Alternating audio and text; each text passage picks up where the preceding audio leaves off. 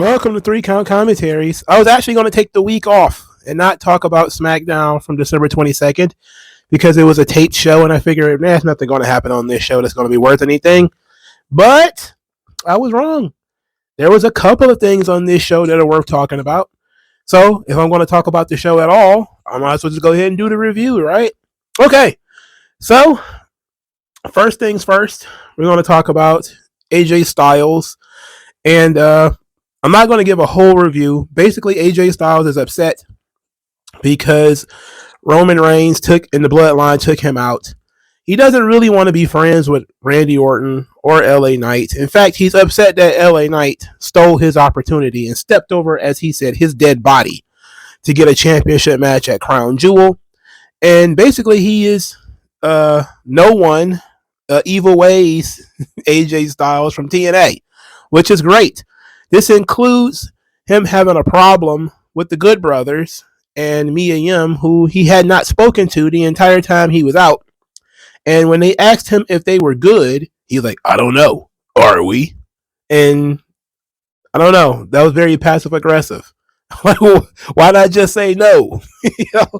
How convenient that the Ball brothers all of a sudden show back up soon as AJ Styles returns. That's very WWE of them, isn't it? That these guys who probably should have been just doing jobs on TV or whatever just disappeared into the ether until AJ Styles showed up.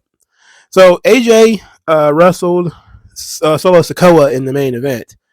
It went into a disqualification because Solo Sikoa, as the tribal heir, should not be losing, and AJ Styles is, jacked to the gills, and he also should not be losing right now. And this led to a big brawl at the end where all the baby faces are brawling with the bloodline, and then the baby faces started fighting each other. Now, they're fighting each other because AJ Styles is a dick. Now, AJ Styles is being a dick, obviously, for the reason I just described, and that he is very upset about what's been going on since he's been gone. Now, Nick Aldis also decided he was going to make a triple threat match for the New Year's Revolution SmackDown because, if AEW is responsible for anything, is WWE doing branded shows now. First they were doing it for NXT, now they're just going to take the concept to the main roster. And main roster SmackDown is going to have a New Year's Revolution show, a show they've only had twice, I think, in their entire history. I think there was 2 pay-per-views named New Year's Revolution, and they both had, did they both have Elimination Chamber matches on them? I remember the 2005 one because that was one of my favorite Elimination Chamber matches for a long time, and I remember TNA fans making fun of it because they thought it was stupid. Oh, what a bad match that was! They were wrong, by the way. That was a great Elimination Chamber match. The show sucked because it was a Raw only show, and I think Jonathan Coachman wrestled on the card. It was that bad, which is typical of the single brand shows, especially if you were doing something like an Elimination Chamber where multiple people was in the match at once, multiple of your stars rather, on a single brand show. It was very difficult to spread out the show. I don't know why they insisted on doing that, making one match shows. In any event, New Year's Revolution is back. It's going to be a special branded SmackDown, and the main event of that show is going to be Randy Orton, LA Knight, and AJ Styles in a triple threat match. The winner will face Roman Reigns at Royal Rumble. Now, that's very good. Clearly, it's the right decision. But 3 baby faces feuding with each other. I guess AJ Styles is trying to be a tweener now, but 3 baby faces feuding with each other probably isn't the smartest thing in the world. Now, in terms of who should be wrestling Roman, some people have said it should be a fatal 4-way. My answer to that is no. It should not be a fatal 4-way, actually. It should be one-on-one, and it should be Randy Orton. Now, you do have 2 stadium shows coming up. Royal Rumble is in a stadium, and Elimination Chamber is in a stadium. Now, that to me says that you either go with Orton now and Styles at Elimination Chamber, or you go with Styles now and then you go with Orton at Elimination Chamber. However you choose to do that. I would go with Orton immediately, and I would go with Styles probably at the Elimination Chamber. Now, that being said, of course, people are going to say, what about LA Knight? Well, I think LA Knight is probably going to end up being AJ Styles' WrestleMania opponent. And I'm thinking by that time, LA Knight will be an even bigger babyface, and AJ Styles will be a heel. So I'm thinking about from that perspective, that AJ Styles is pretty much going to be the Drew McIntyre of SmackDown, where he's going to be a guy who is a heel because it's necessary, but not necessarily because people don't like him. He's going to do things that we don't like, but we like his ideals. We like his point that he's trying to make. Now, in the promo battle earlier in the night, LA Knight said that he was bulletproof because he was the only guy of the bunch that was not taken out by the bloodline. And to me, it's hard for them to get over LA Knight due to the cockiness of his character. The people like the cockiness of it, but it doesn't lend itself well to sympathy. And sympathy is how babyfaces get over in pro wrestling. I know you may think, you could be cocky like The Rock or Stone Cold Steve Austin, but ultimately Stone Cold Steve Austin had Vince McMahon to play off of, and you almost always felt bad for him because the entire corporation is working against him. When it comes to The Rock, that's why he lost so much. That's why he got beat up so much. He was so cocky that the only other way for you to get sympathy was to kick his ass. And then, repeatedly kick his ass. And The Rock got his ass kicked professionally for a long time. So LA Knight's probably going to have to do a lot of selling in order to really get over his character, but I see why they have a hard time booking him. I really do. You can have a guy like LA Knight, but you need to have some really strong heels for him to work with, and they don't seemingly have any outside of the bloodline, so there's really nobody for him to work with right now. All right, so now speaking of strong heels, also need strong faces. Nick Aldis, upon making this triple threat match, and upon making AJ Styles versus Solo Sikoa, that brought him the ire of his tribal chief.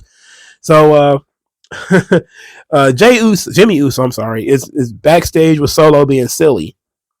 Again, yeeting and everything. And Roman is looking at him like he's absolutely retarded, which, sometimes he is. He is being retarded at this point. And Roman sends Heyman to summon Nick Aldis. And he does so. So Nick Aldis shows up. Roman says, look, hey, your ideas are great. Would be wonderful if you ran them past me first. I'm your tribal chief. I run this thing. Adam Pearce knew to run things by me first. So then Nick Aldis says that Adam Pearce is middle management. He's the general manager of SmackDown. And he's going to do what he wants to do, whether Roman likes it or not. And Roman didn't like that at all. So that led to Roman, basically throwing the main event in chaos by interfering and causing disqualification. So we see that Roman's basically going to do what he wants. Since Nick Aldis is not going to run things past him, he's going to ruin it. So he ruined the main event because he didn't sanction it. So it don't matter. And I like that. I like that idea. I also like that Nick Aldis is standing up. He's standing on business when it comes to Roman Reigns. He ain't buckling, ain't waffling at all. He's they're gonna beat him up. It's inevitable. He's gonna get beat up by the bloodline, and that's probably gonna be his entree into wrestling. But I like that Nick Aldis is a no nonsense general manager, a no nonsense babyface general manager at that.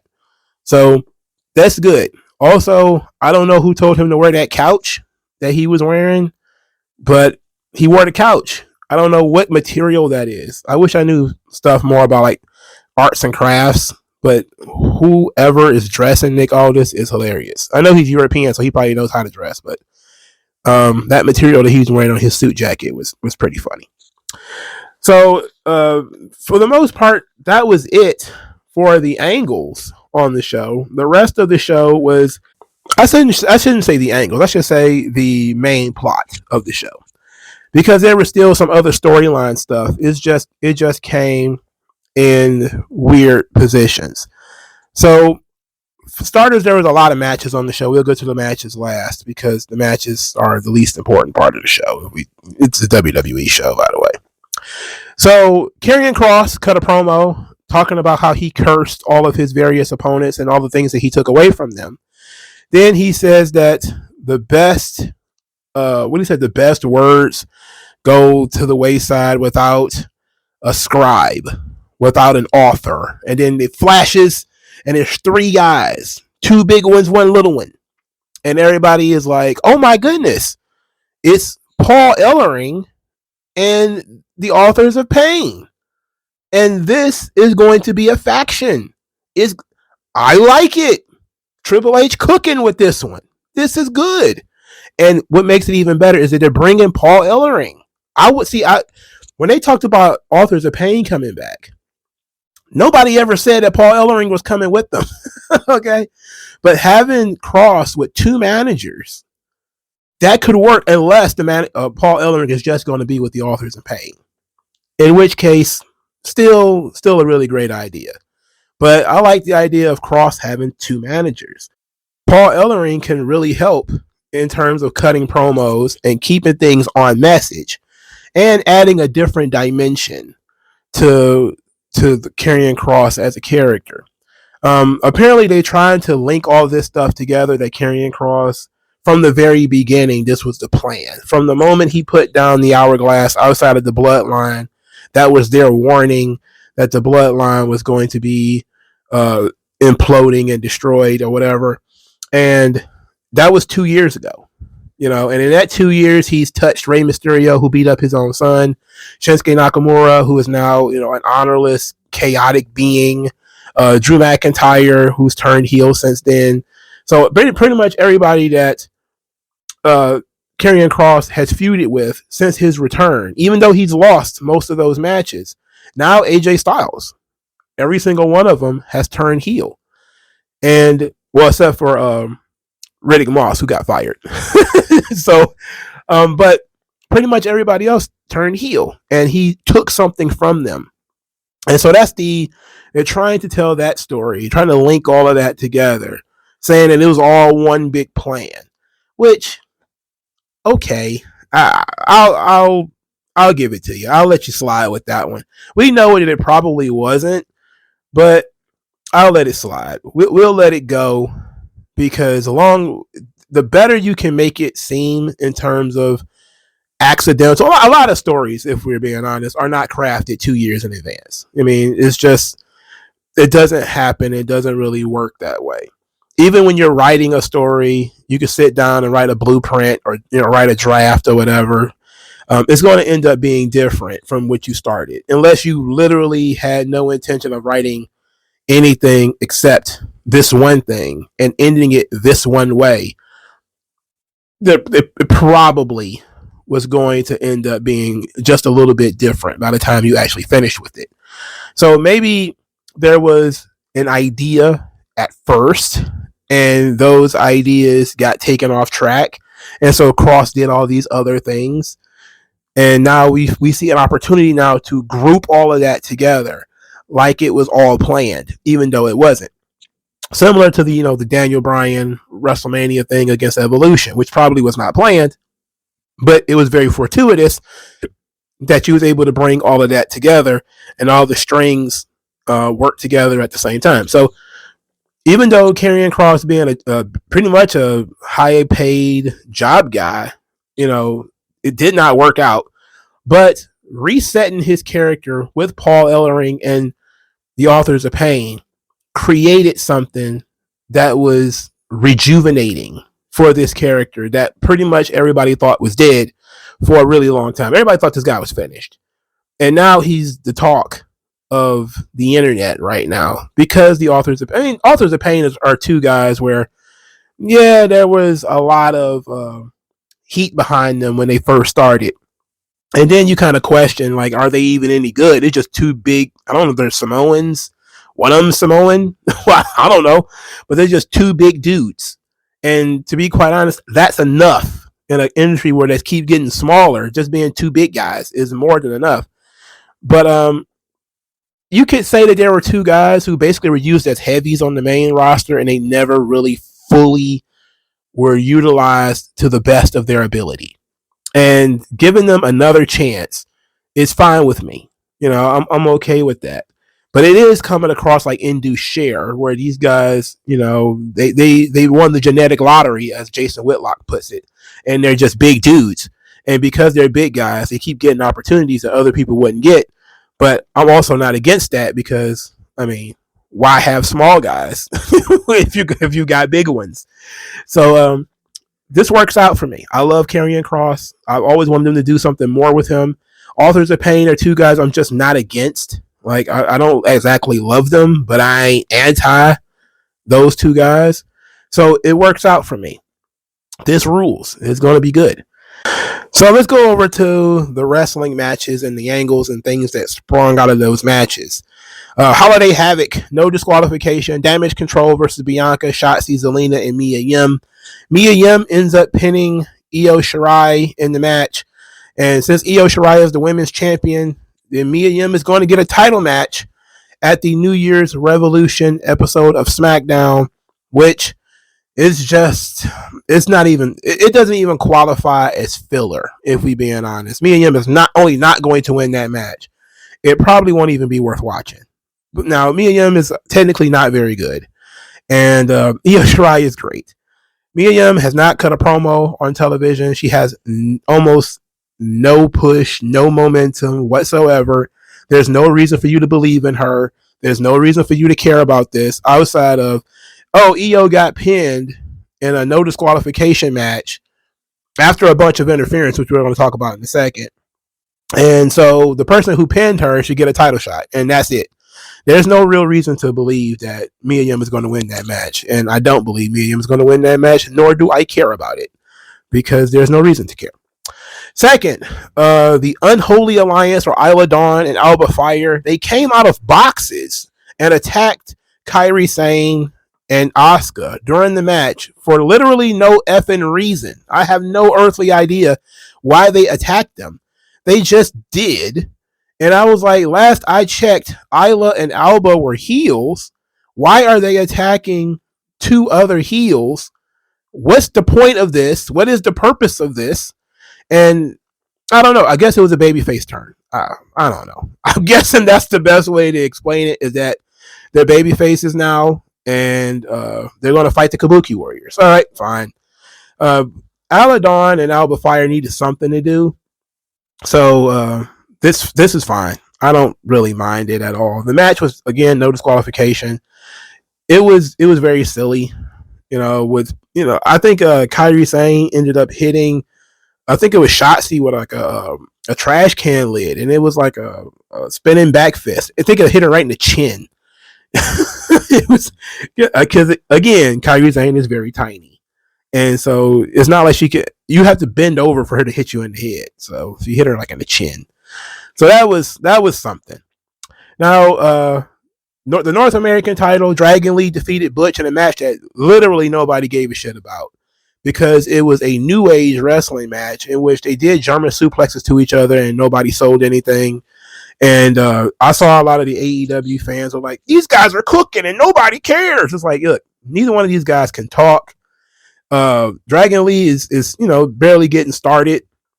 So, there's not a lot of intrigue behind him yet.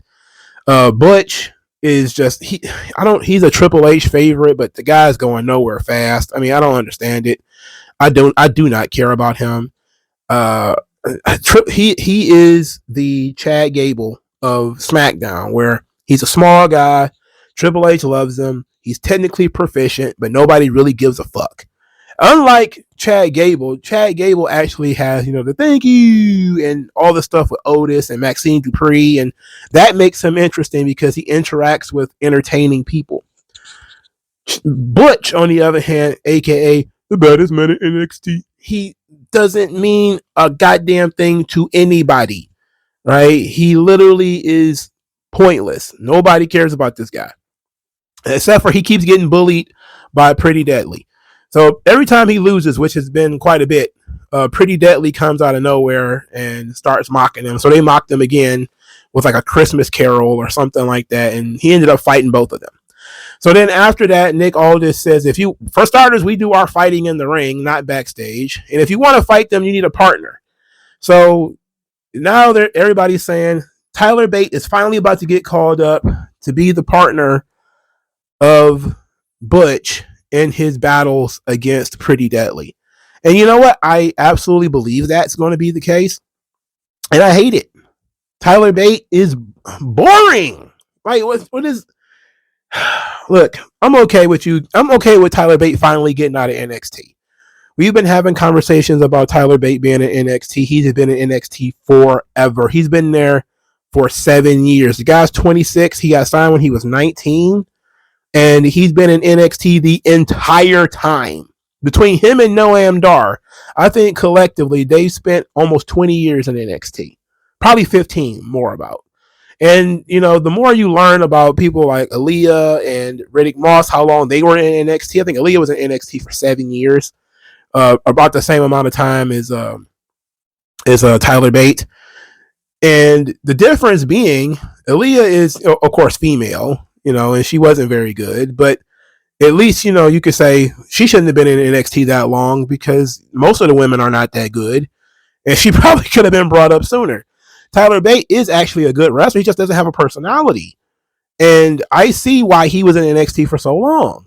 He still does not have a personality. That won't change when you call him up.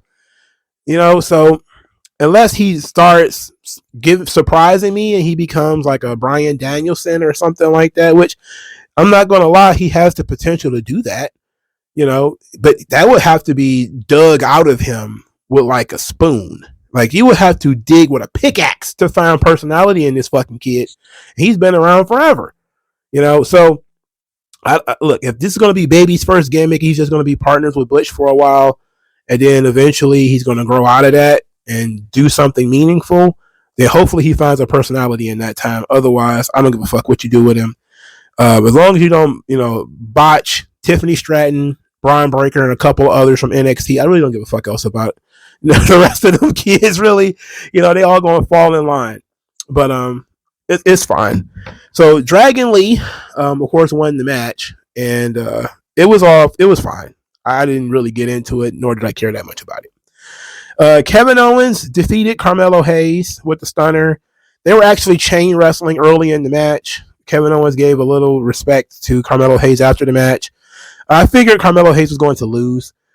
It doesn't hurt him at all. In fact, it's just something for them to build off of when he goes back to NXT about how close he got and, how impressive he was and all that. And it just kind of fuels the feud between him and Trick Williams that they're building as, Carmelo Hayes has been falling short lately. He's been missing, That's been the whole thing is when he shoot, he don't miss, except for he has been missing a lot lately. So maybe this time, things will be a little bit different. So the next match, Lashley loses to Santos Escobar via a roll-up. Now, I like Santos Escobar. Big fan. But the size difference made this kind of crazy in terms of how this managed to happen. So, because Lashley's unnamed team with the Street Profits have been turned babyface because nobody wants to boo Lashley or the Street Profits, which means the Street Profits should get their theme song back, right? I mean, they changed it because they were turning them heel, right? And so apparently they're not going to be heels, right? So that means they should get their theme song back, right? Right? We'll see if that happens. But anyway, the Street Profits were outside the ring. They were attacked by two masked guys that turned out to be Humberto and Angel. When the masked guys attacked, it distracted Lashley. Escobar steals the roll-up. Escobar wins the match.